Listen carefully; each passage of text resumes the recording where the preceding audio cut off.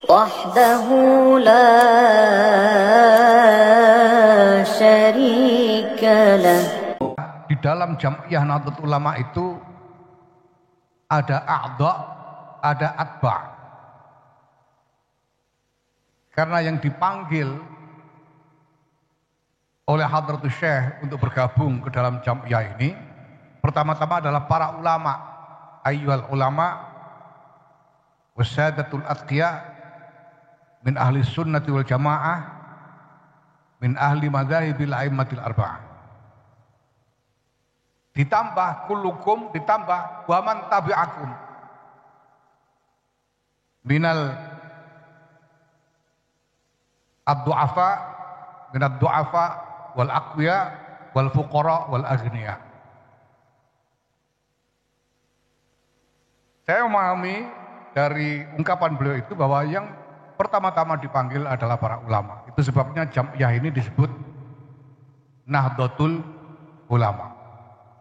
Yang punya hak atas Jam'iyah ini, yang punya wewenang atas Jam'iyah ini adalah ulama. Yang bukan ulama boleh ikut, boleh, tapi ya sebagai pengikut. Sebagai man tabi'akum. Yang berwenang adalah ulama. Dan jelas juga di dalam apa yang diungkapkan oleh Hadratus Syekh itu bahwa ulama yang dimaksud adalah ulama uddin. Bukan ahli ilmu dalam pengertian yang umum atau yang luas, tapi jelas ulama uddin.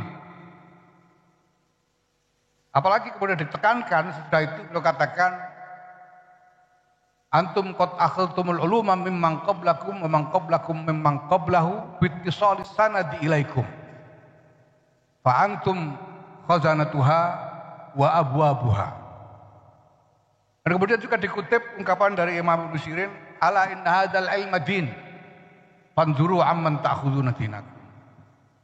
Maka jelas bahwa yang punya NU ini ulama.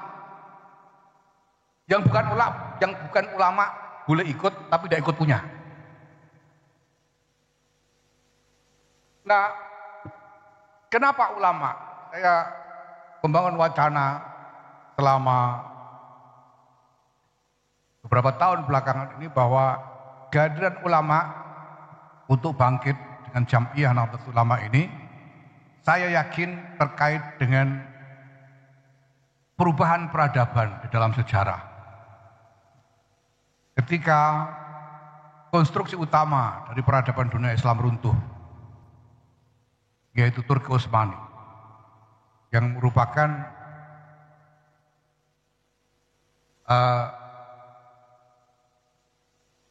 ma'zamul bina dari peradaban Islam.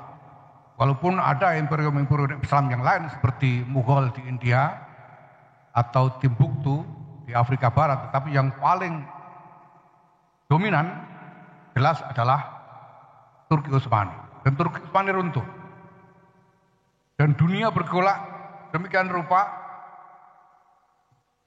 sehingga umat Islam menghadapi sejumlah pertanyaan mendasar. Yang intinya adalah pertanyaan bahwa di dalam keadaan yang sedemikian rupa, apa kata Islam? Kalau keadaan sedemikian rupa, apa yang dikatakan oleh Islam, apa yang dituntunkan oleh Islam untuk menghadapi keadaan itu? Nah, kalau pertanyaannya adalah tentang Islam, siapa yang berhak menjawab atas nama Islam?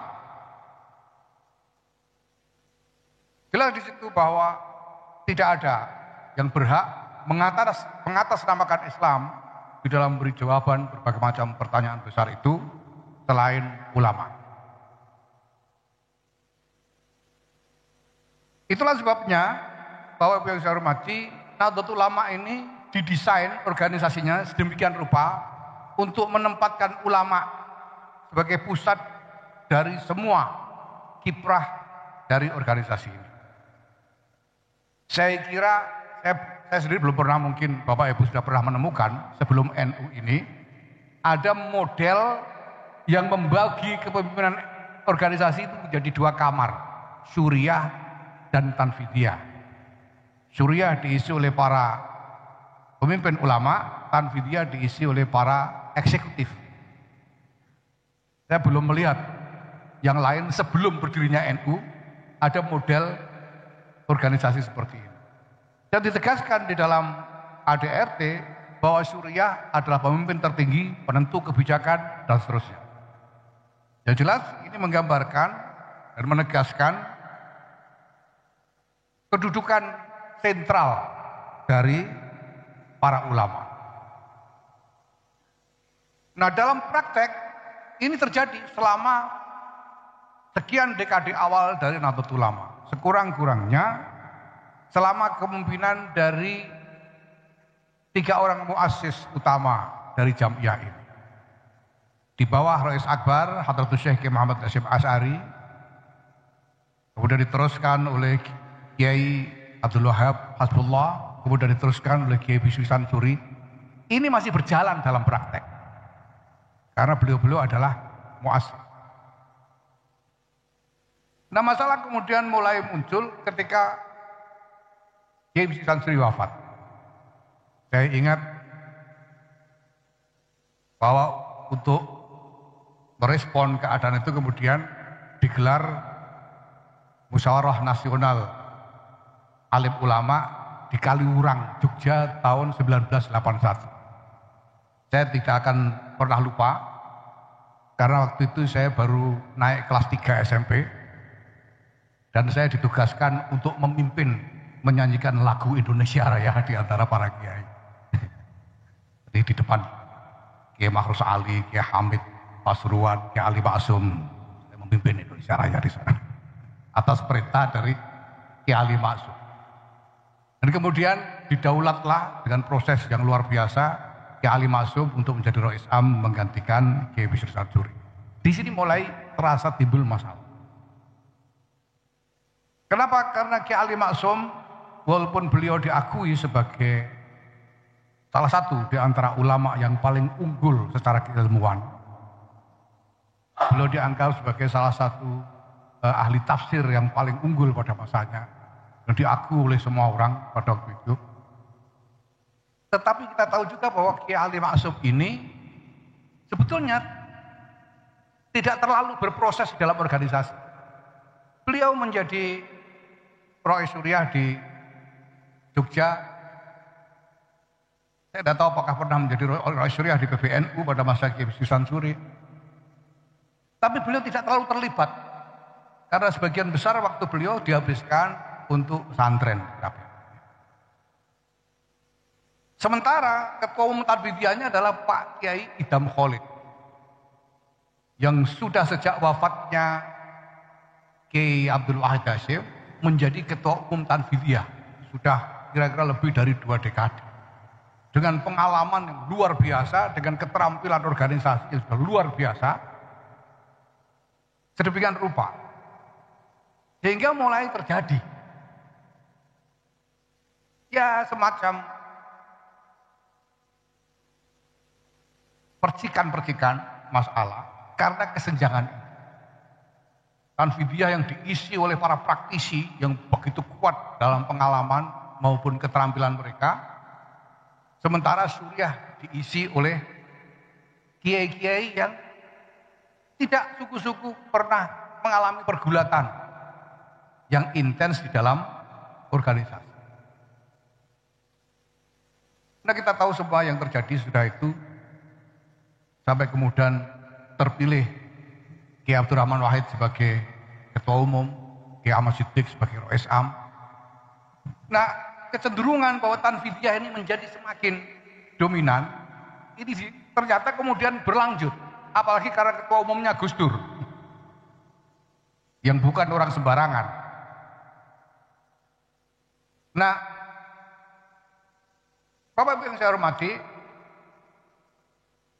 sebetulnya keprihatinan mengenai hal ini pada waktu itu sudah tumbuh. Saya ingat tahun 1987 itu PBNU bersama dengan Lakpesdam mengadakan lokakarya yang diberi judul Lokakarya Penyiapan Ulama 1987 di UIN Ciputat.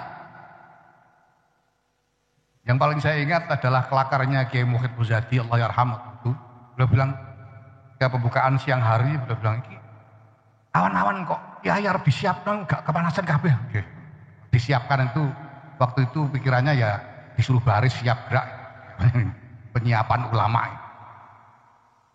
Nah dari proses itu sebetulnya yang kemudian bergulir terus diskusi sehingga lahir sebetulnya sudah konsep tentang PPWK yang pertama pada masa-masa dan sudah dijalankan. Saya lupa apakah itu Lakpesdam atau P3M yang menjalankan, Lakpesdam ya, PPWK ya. Dan sebetulnya lumayan